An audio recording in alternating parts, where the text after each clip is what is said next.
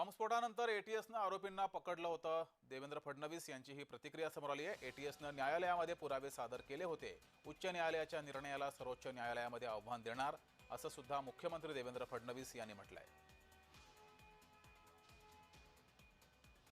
खालच्या कोर्टाने त्या संदर्भात निर्णय दिला होता आणि 2006 साली हा बॉम्बस्फोट झाल्यानंतर त्यावेळेस एटीएसने आरोपी पकडले होते, पुरावे जमा केले होते, ते पुरावे कोर्टासमोर सादर केले होते.